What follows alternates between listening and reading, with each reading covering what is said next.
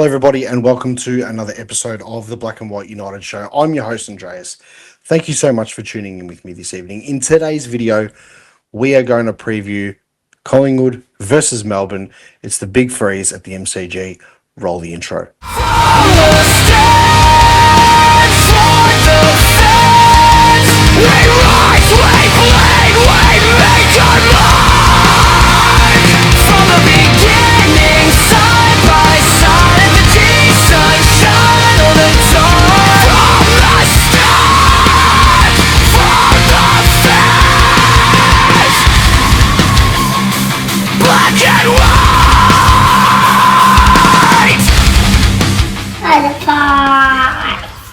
Okay, so we'll get to the significance of this game in a second. But all in all, if you look at both the sides, I mean, Collingwood coming off a pretty close loss against the Doggies. I mean, Melbourne, getting convincingly beaten by GWS. Based on form going into this game, if you look at the way that Collingwood finished this game against the Dogs and the way Melbourne finished the game against GWS, you would think Collingwood will probably have the upper hand in this game. Realistically, this game is so even to call, and I think it's because we're probably sitting in a spot on the ladder that is a true reflection of where we are, and Melbourne are sitting in a spot where it's a reflection of their inconsistencies. Their best is really, really good this season. Their worst and the games where they're getting pantsed, and to be honest, this game against GWS that they played, I was quietly confident watching the game that if we can go off the last quarter form against the Dogs and take it into this game, we should be in a very comfortable position against them throughout. But that's not our season this year. That's not our season. We haven't had a comfortable win since Essendon, and before that was against the Giants when we played them at Marvel Stadium in the beginning parts of the season. Now, Jack Steele, 25 disposals. Jake Bowie had 23. Trent Rivers had 22. And Max Gawn also had 22. They're the ones that I really want to focus on for Melbourne. They're the ones last week that I thought were by far, or they were their leading possession getters, but they were the most influential around the ground. Gawny had another, Max Gawn style game. I haven't got all the stats in front of me. As you guys know, I don't do stats, but they're probably the players that I think are going to give us a bit of trouble. Then you've got the Cozzy Pickett factor. Cozzy didn't have a good game against GWS. He only kicked a goal, only got, I think, like 15 disposals off the top of my head, thinking about it now. We can cover that, we can cover that. Now, in terms of our boys, this is a game where I want to see Ed Allen, really own that inside mid. I want to see him really dominate the play and set up the play.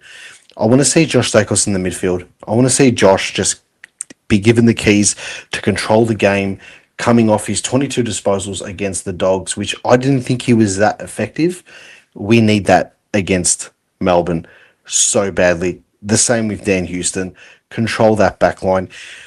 Recent encounters against Melbourne last year, King's birthday, we obviously knocked them off by a point where, they'd had that stuff around kick, and then May and Gawn had that, those exchanging of words when Hoskin Elliott took that intercept mark, and then, we ended up winning by a point. And then obviously the back end of last season where, they were pretty much owning the entire game, and then when push came to shove and we needed to fire up at those stages, we did, and we were able to get the 4 points, almost consolidate a top 4 spot, but luckily Port Adelaide were able to get the win against the Suns. That was a crazy ride home from that game. I think it was round 24 last season. Different kettle of fish. If you look at form so far over the year. Melbourne have been very inconsistent. Collingwood have been consistently average. So you would think if Melbourne were to fire up, they could potentially get the job done against us. They're going to win the ruck battle. I mean, obviously, Steen being out, and we've spoken about this many times, Steen being out of the side for the season is a real downer for us. It's derailed us a little bit. And I've said this before, and I'll continue to say it again. It hurts. That injury hurts, and it hurts when you play against teams like Sydney. The second half, Grundy, especially that last quarter, completely destroyed us. We have to expect the same from Max Gawn. In terms of selection for this game, we know that Pojaski is in the side, which is fantastic. We did go to training today, did get some footage, which I'll show towards the end of the video for you guys to see, just a little bit here and there. I was with the kids, so I wanted to sort of spend some more time with them than film too much stuff, but I was able to grab some snippets, which I'll put into the end of the video. That's going to be really interesting to see if he can fill that void left by Jamie. Fly has said it in the video that he posted in regards to telling him about his game, his debut game. You know, it's pretty big playing in the VFL for Coburg and then playing a game for Collingwood in the VFL, and then, you know, within 2 weeks of being drafted, you're playing on, you know, for us, it's our second biggest home and away game of the season, and that's no disrespect whatsoever to Melbourne and to the Big Freeze, but, you know, in terms of Anzac Day thing, but this season's Big Freeze may just pip Anzac Day, in my opinion, because of the significance with obviously Neil Danaher's passing, which, you know, we'll touch on that in a minute, but other ins, I mean, I think Swaddling didn't play in the VFL. He'll probably be an emergency unless something happens. So he'll be our carryover player. I know we are screaming for these players to make their debut. We are screaming for these kids to get a good run. We're seeing Anderson, we're seeing Hayes before his injury, playing really well. Roan Steele's been able to hold himself as well. This is what we want. We want the competition for spots. Now, don't feel as supporters that it's like, oh, you know, we're getting the rough end of the stick by not seeing these kids play and stuff like that. They're still picking the best side possible. If these kids have still got a little bit more to prove to break into the side to get someone's position, then so be it. That's just the way that it is, unfortunately. We are going to see Swaddling debut soon. We are going to see it happen. When? I don't know. But our need at the moment is the forward.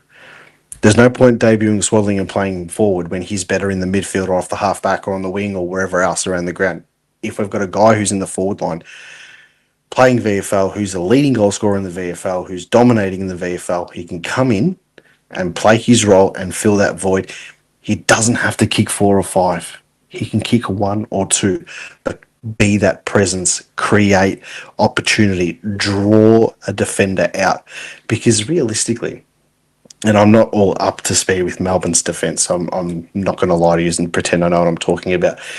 But if they've got their main defenders on our main forwards and they put their third string, potentially fourth string defender on the pod, and he's able to play his own game, you'd think he could have a really good day out. I know it's wishful thinking, but it's a massive possibility. It's a massive possibility that could end up happening. Where is this game going to be won? Where is this game going to be won? I could sit here and give you the most generic answer of them all and say in the ruck. We are not going to win the ruck. We got to stay competitive in the ruck. This game is won by who reads the tap outs around the ground and from the centre stoppages. Every centre, what was I saying? I was going to say centre bounce. Every ball up. Every time a goal scored, whether it's us or whether it's them, the winner is going to be the team that gets their hands on the ball first. This is why against Melbourne, we need to play our absolute best possible midfield. Because if you've got Jack Steele in there, who's not the quickest bloke, but has found a new lease on life playing for Melbourne, and then Cosy Pickett gets his way in there as well, they get their hands on the ball first, forget about it. Forget about it. We're going to rely on our defence, and God knows what Melbourne's going to pull out of their ass on such a big occasion. The big occasion, Neil Danaher's passing just before the Big Freeze. This is by far going to be the biggest one because of the occasion. Every year it gets bigger. Every year there's a more significant meaning because, you know, I think we've had the feeling that one day we're going to have this game and he's not going to be around, and unfortunately it's come around, you know, right before this game, and you would have loved to have seen him playing this game. But I think both clubs are going to relish the opportunity. Us as fans, whether you're a Collingwood supporter or a Melbourne supporter, this is the one day of the year you grab your beanies and you go. And if you're not going to the game, grab your beanies, get around your mates, and just celebrate a great day on the football calendar. My predictions for the game, I'm picking Collingwood by 12 points. We actually won in the twos by 12 points as well, but I'm tipping Collingwood by 12 points in a topsy-turvy game, a bit of a ping-pong game between defences. Midfield clearances around the ground. You got to read those tap outs from Gawn. You got to be able to play man on man in the midfield. That's where the game's won. I'm going to say Josh Dacos to have an absolute blinder and get 37 disposals. I just got a feeling this is the game where he says, "Remember me." I hope anyway. And leading goal scorer for the Pies, I'm going to say Lockie Schultz is going to kick 4 goals for the Pies in this game. That's my tips and my predictions. I will finish off the video here with some footage from the training session that I was at today. Not a lot, just some of it there. So that's just for you guys to see.